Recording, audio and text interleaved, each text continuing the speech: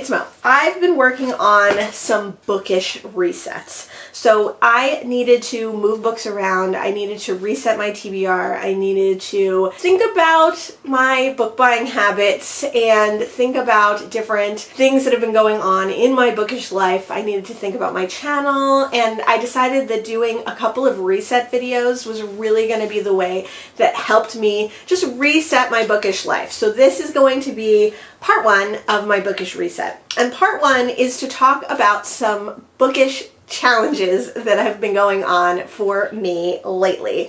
So I've had 3 pretty recent bookish challenges that kind of all wrapped up in the end of 2024, the beginning of 2025.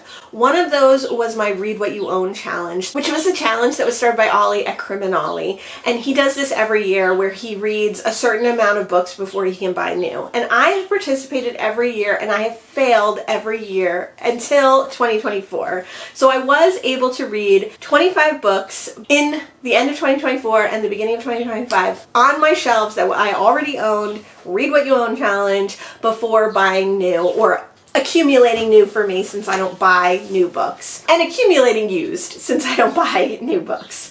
But I did have some addendums, and there were some book sales that I wanted to go to, and there were some little free libraries that I went to. So I did end up actually reading more books. I read like 29 or 30 books because if I brought in a new book, I had to read an extra book on top of that. For the point of this video and for the point of my bookish reset, I wanted to talk about it because it was one of those things that I felt like never got finished. Definitely for a lot of the things on this reset, there are things that like I've started but I haven't finished. So in later resets we're going to talk more about some of those projects that I've started but I haven't finished, and hopefully we'll finish some more. But I did want to talk about 2 more projects that I did finish, bookish projects that I did finish. One of them is the Basement Box Books 2024. So I had, I don't know, 50 boxes of books in my basement, and I went through them this year and I got rid of a lot of them. I got rid of like over 200 books that I put into little free libraries or I donated to various places, and then I kept quite a few down in the basement as well. And I cataloged all of them, and so now I know what is in the basement. So if I ever am confused whether I have that book or I kind of remember it being down there, I can just go look at my spreadsheet and I can see that yes, indeed, I do have that down there. One of the ways that I want to finish up this project, close out this project, overcome this challenge, is by just going through the last little 2 piles of books that I brought up from the basement. So there were just some random books or some boxes that were moldy and needed to get decanted, and here are some of the books that were in those. The first book is Don Giovanni, Myths of Seduction and Betrayal, but edited by Jonathan Miller. So I don't know what this is exactly. It looks like just essays about this popular opera. I like this opera, but this is not one that I think I would ever get to, but this is one that my dad might like, so I think I'm going to pass this along to him. Next is an art book, Asian art, and this is just a cool art book, so we'll put this on our art book shelf. We have a novel, The Particular Sadness of Lemon Cake by Amy Bender. Oh, this is an ARC. So this is an ARC that the book went on sale in 2010. This is about a young girl who can taste emotions, I think. I feel like I had at one point wanted to read this, but then I heard more about it and I didn't want to read it, so I think I have to check my want to read list and see if this is on there. Next we have Famous Potatoes by Joe Cottonwood. I've actually read this book already, so this one can go ahead and go on my red shelf. Einstein's Dreams by Alan Lightman. This is like a super famous novel. I know that Books and Lala read it and hated it, and I think it's one of those books that's supposed to be enlightening or impressive and change your life when you've read it, and I think it's also a little experimental. I've never read this one though, but I think I'll keep it and I'll put it back in the basement because it is something that like I might want to read at some point. Next is Oliver Sacks' The Man Who Mistook His Wife for a Hat and Other Stories. I've read this one as well, but I'm almost positive I have this one on my shelf, so I think this is a duplicate copy. This is a collection of Oliver Sacks's case studies from being a psychologist and a doctor dealing with different people. It's very, very dated. I read it, I think, just before I started BookTube, and although The stories are interesting. It's very, very dated, and the language used is very, very dated, and some of the ideas are very, very dated. So like, I would not necessarily recommend this. I'll see if I still have it on my shelf. Honestly, if I do, I might get rid of both copies. James Thurber, The Thurber Carnival. I've talked about this before, but James Thurber is a humorist, and my mom really likes him, so I've collected a bunch of his books, but I'm not super eager to read them. That being said, I want to keep them, so I'll put this one down in the basement. Tangents by Greg Bear. I don't think it came from the basement. I think maybe my mom gave it to me, or we found this one in a little free library. I've never read any Greg Bear, but my husband likes him, so I will keep this one, put it back in the basement. 3 Cups of Tea, One Man's Mission to Promote Peace, One School at a Time by Greg Mortenson and David Oliver Raylan is a nonfiction that's quite famous, and it is about a young man who goes to Pakistan and Afghanistan and I guess promotes peace one school at a time. I don't know. I wonder about this one. I wonder if it is relevant to today because it's dealing with countries that we still have a stigma about and know little about in America, or if it would be considered very, very dated. So I think I will keep this one and put it back in the basement. Hurdle, the book of business planning, step-by-step guide to creating a thorough, concrete, and concise business plan, is relevant, but probably very, very dated. I mean, will I ever use this? I'm sure you can find all the information you need online, so I think I'm going to unhaul this one.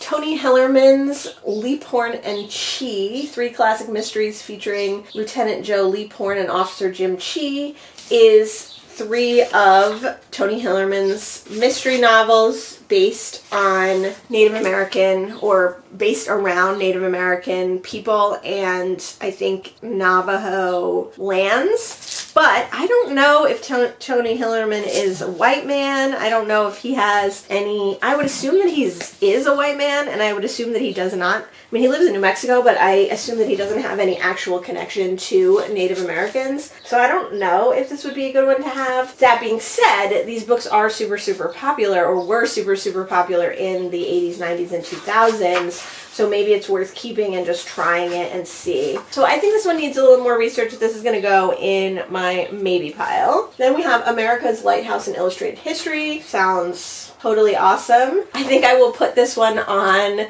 my TBR or my reference shelf. The Mitten, classic children's story of a person who loses a mitten and then all the animals try to get into the mitten. You can see this one was well loved by someone. I don't know if it was me or not, but I will keep this and put this on my children's shelf. And then finally we have Life on Earth by David Attenborough. So this one, very cool pictures. We will keep that and put it on the reference shelf. That's a little follow-up, a little addendum to my basement box books.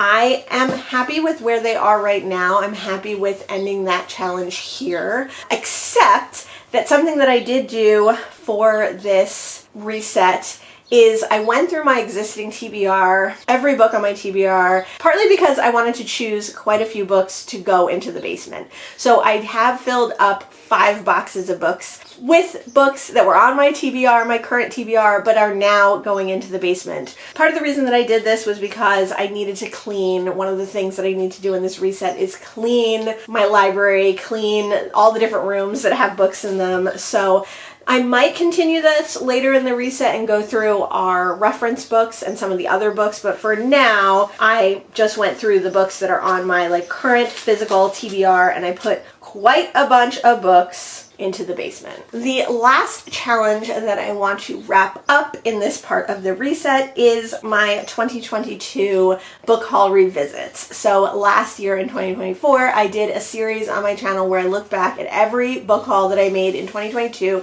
It's the only year that I made a book haul for every month of the year because it was the first year that I started my RAB spreadsheet. And I made a priority reading list from that series, from that challenge, and I wanted to go over that priority reading list with you and see if there were any books that I've read off of that priority list. I haven't looked at this list since then, so I don't know how many of them I've actually read. Migrations by Charlotte McConaughey, I have not read. Love Medicine by Louise Erdrich, I have not read. Curationalism, which is like a textbook style book, I'm not sure who that's by, I have not read. Beatrix Potter Garden Life, I have not read. The Argonauts by Maggie Nelson, I have not read. Space Opera by Catherine, I can't remember who, I have not read. Fingersmith by Sarah Waters, I have not read. Red at the Bone by Jacqueline Woodson, I have not read. Facing Mount Kenya, which is a nonfiction about a Kenyan, or by a Kenyan author, about a Kenyan man, I have not read. Ecotopia,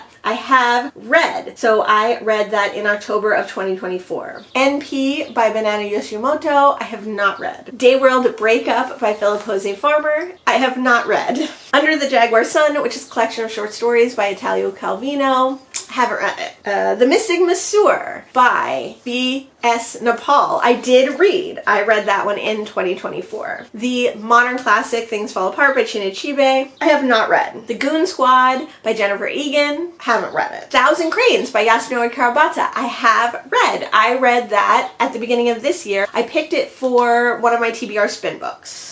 So I did read that. Last House on Needless Street by Catriona Ward, I have not read. Things We Lost to the Water by somebody when, I can't remember the author's name. It's set in New Orleans. I haven't read it. Quarry by Damon Galgut, I have not read. The Rabbit Hutch by Tessa Gunty, I have not read. Finally, The Men of Brewster Place by Gloria Naylor, I have not read. So I really only read 3 of the books off of that priority read list. And I'm going to tell you right now, that list is not really my priority anymore. So that is the culmination of that challenge.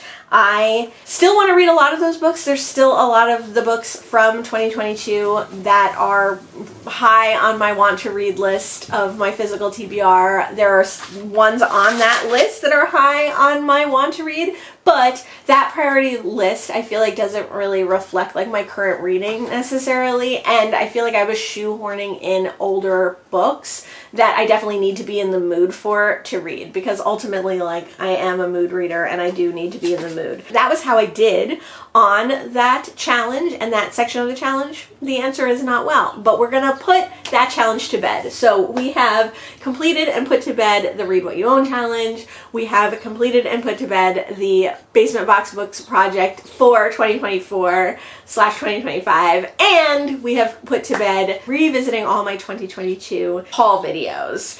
The last thing that I wanted to talk about in this section of the reset is some books that I discovered that I want to unhaul just recently. So these were books that when I was going through those shelves, I discovered I wanted to unhaul, and then later than that, I decided that I wanted to unhaul The Maid by Nita Prose. I read 2 short stories by Nita Prose recently, and I decided I just don't really care to read this. If I ever did want to pick it up again, I'm sure I could.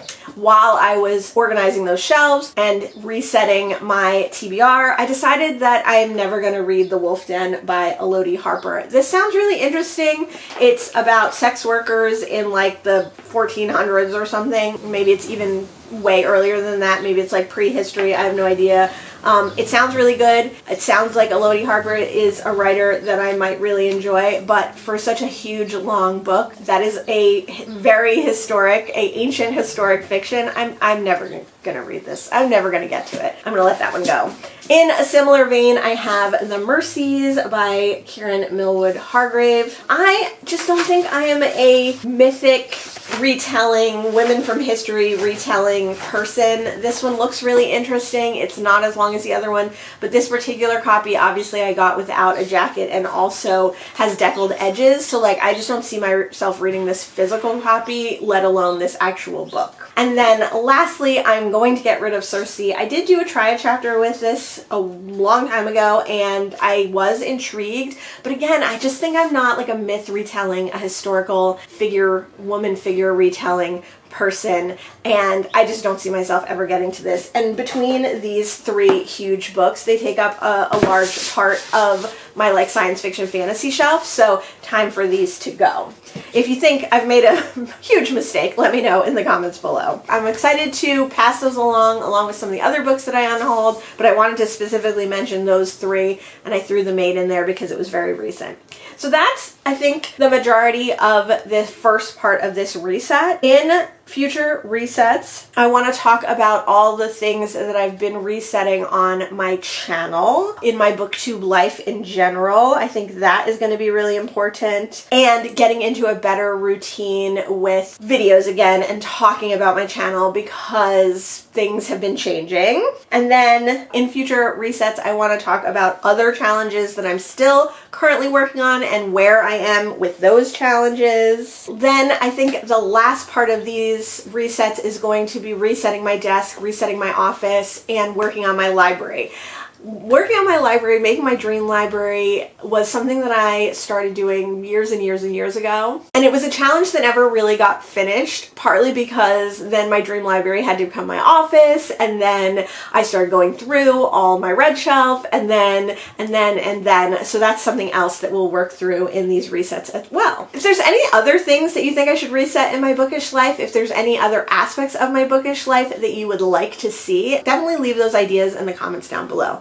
Let me know what you do to reset when you feel like you need some spring cleaning, some resetting. Thanks so much for joining me today, and I'll see you in the next one. Bye.